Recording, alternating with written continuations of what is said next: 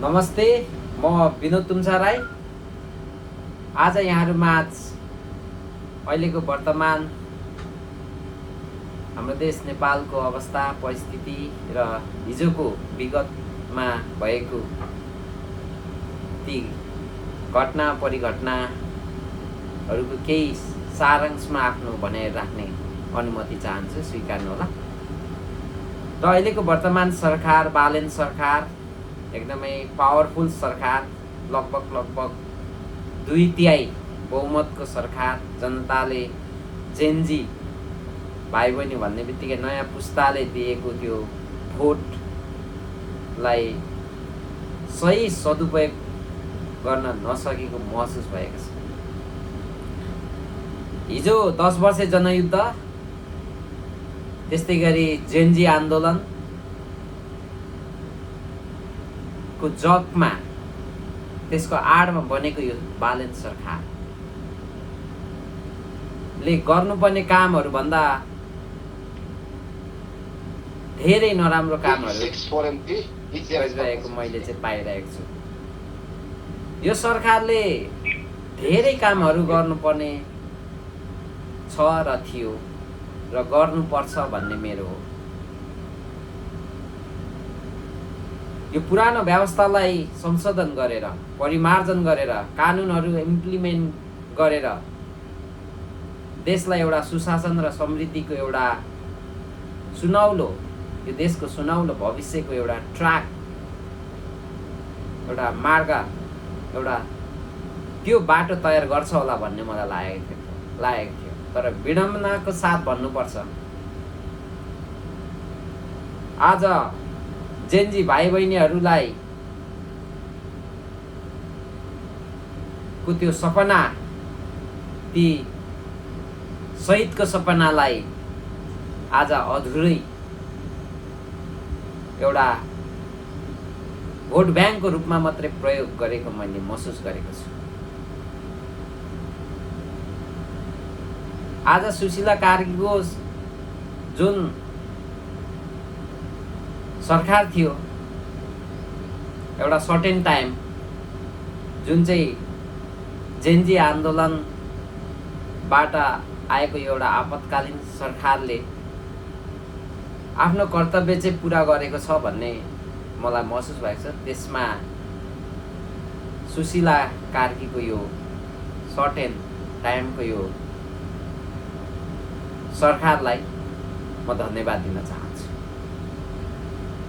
र त्यसपछि जुन देशमा प्रतिनिधि सभाको निर्वाचन भयो, प्रतिनिधि सभा भन्ने बित्तिकै कानुनहरू इम्प्लिमेन्ट गर्ने, त्यहाँ चाहिँ धेरैभन्दा धेरै राम्रो कामहरू चाहिँ नि, त्यहाँबाट चाहिँ नि प्रधानमन्त्री चुन्ने व्यवस्था, त्यस्तै गरी न्यायपालिकामा व्यापक सुधार गर्न सक्ने, त्यस्तै गरी व्यवस्था विकास पालिका, शिक्षामा चाहिँ आमूल परिवर्तन गर्नु, देशलाई चाहिँ नि एउटा उत्पादनलाई जोडेर एउटा रोजगारको एउटा उत्पादनमुखी बनाउनु पर्ने।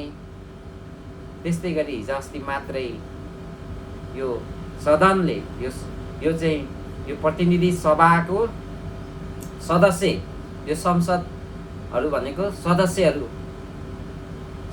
संसदका ती निर्वाचित संसद या चाहिँ समानुपातिकबाट आएका संसदहरूको यति पावरफुल, यति धेरै काम गर्न सक्छ भन्ने उदाहरण हिजोको चौथो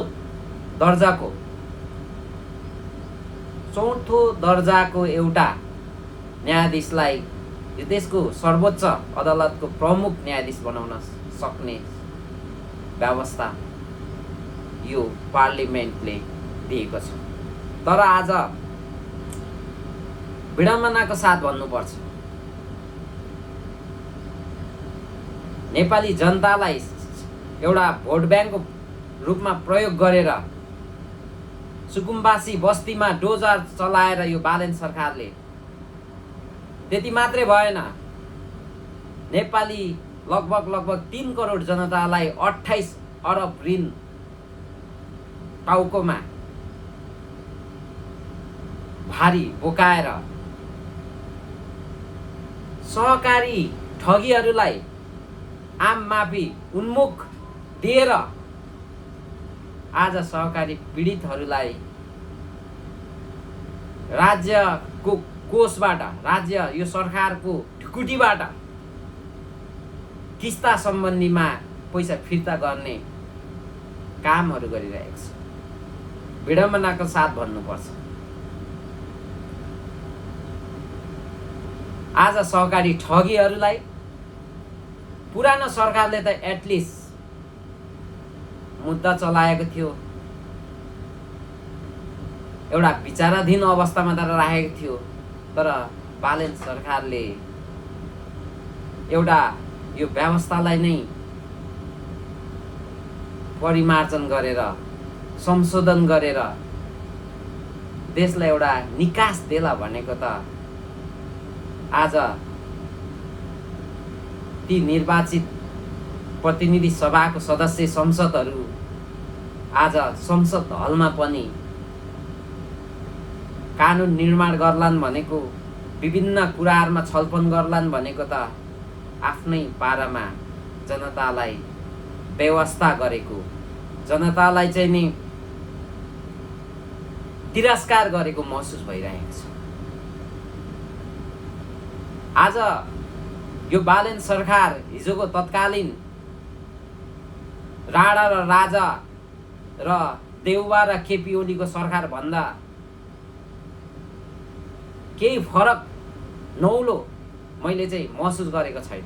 त्यसर्थ यो भिडियोबाट यदि यो बालेन सरकारले यो भिडियो या उसको समर्थक, उसको शुभचिन्तकहरूले सुन्दै हुनुहुन्छ भने आज संसदमा प्रतिपक्षको भूमिका निभाउँदै गर्दा श्रम संस्कृति पार्टीप्रति तपाईँहरूले मिडिया ट्रायल गरेर विभिन्न अफवाहहरू फैलाइराख्नु भएको छ नि, यसले देशलाई फेरि अर्को ठुलो आन्दोलनको ज्वार बाटो या चाहिँ आँधीबेहरी को सम्भावना बढिरहेको छ। प्रतिपक्ष दलले ऊ पनि प्रतिनिधि सभाको निर्वाचित संसद या चाहिँ माननीय भएर गइसकेपछि उसले गरेको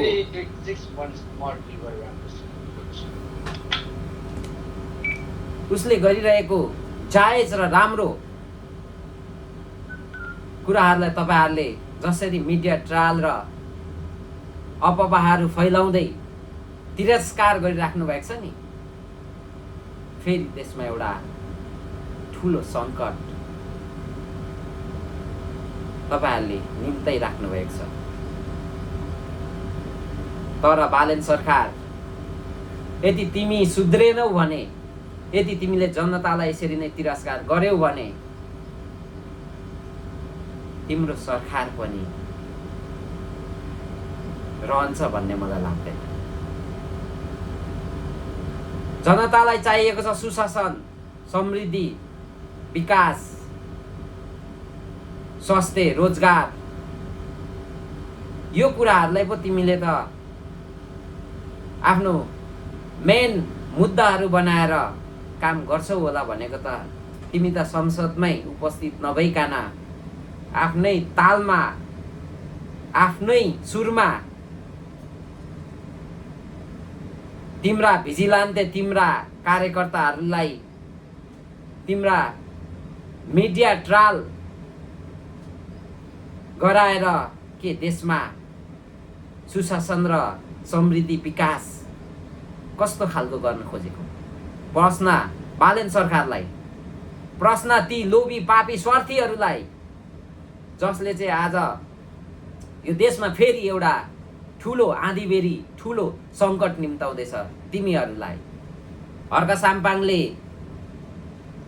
कुन कुरा, के कुरा, कहाँनेर देशको लागि घात हुने कामहरू, देशको र समाजको लागि नराम्रो हुने कामहरू गरेर त्यो त्यस्तो खालको आवाजहरू कहाँनेर उठाए?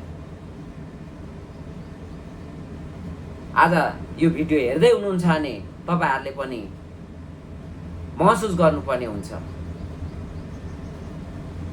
हामी क्षेत्रीय राजनीति नगरौँ र कुनै पनि समुदाय विशेष भाषी विशेष, जाति विशेषतिर पनि नजाउँ। हामी एक नेपाली हौँ र नेपाली भएर हामीले हाम्रा कुराहरू, राम्रा कुराहरूलाई आफ्नो ठानेर हामीले अगाडि बढ्नुपर्ने देखिएको छ। श्रम संस्कृति पार्टीले अहिलेसम्म ल्याएको उसको एजेन्डाहरू, देशप्रतिको माया, यो देशलाई चाहिँ नि हप्तामा एक दिन भए पनि श्रम गरेर यो राज्यलाई, राज्य कोषमा आर्थिक बलियो बनाउनु पर्छ भनेर उसले श्रमदानको अभियान, महाश्रमदानको महाअभियानहरू चलिरहेको छ। त्यस्तै गरेर हरेक उसको बुदा बुदामा देशप्रतिको उसले ल्याएको एजेन्डाहरूले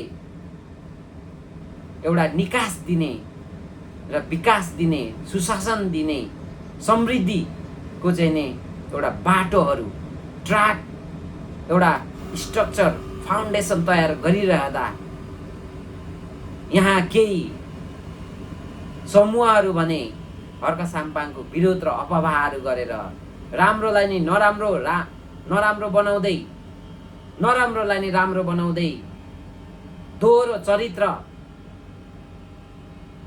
खेलिरहेको छौ। तर तिमीहरूको दिन एक दिन पछुताउने छौ। सक्छौ, राम्रोलाई राम्रो भन्न सिक, सक्दैनौ नराम्रो पनि नगर। आफ्नो पाखुरे र पसिना र पौरखमा रम्ने गर। अरूको भरमा, अरूको आशमा बाँच्ने तिमीहरू भिजिलान्ते झोले कार्यकर्ताहरूलाई सवालको जवाफ दिने दिन पक्कै पनि आउनेछ। तिमीहरू फेक आइडीबाट, नक्कली आइडीबाट आज जसरी एक खालको तिमीहरूले यो समाजलाई छक्काउने काम गरिरहेछौ नि, भुलाउने काम गरिरहेछौ नि, अपवाहहरू फैलाएर जातीय द्वन्द्व, जातीय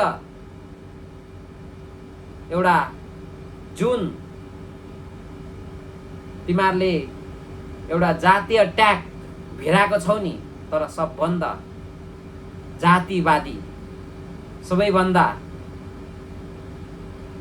धेरै आज तिमीहरू नै जातीयवादी चाहिँ जुन जातीय ट्याग श्रम संस्कृतिलाई लगाउँदै गर्दा सबैभन्दा उद्दण्डता, विखण्डनकारी जातिवादी भनेको अतिवादी तिमीहरू देखिन्छौ।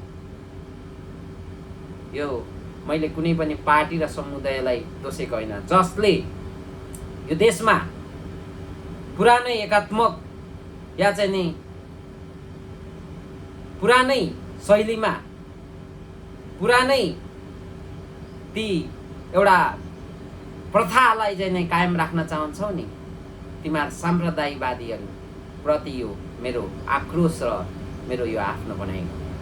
यदि तिमीहरू बेलायमा सुध्रेनौ भने याद गर, त्यो दिन चाँडै आउनेछ। हस्, धन्यवाद।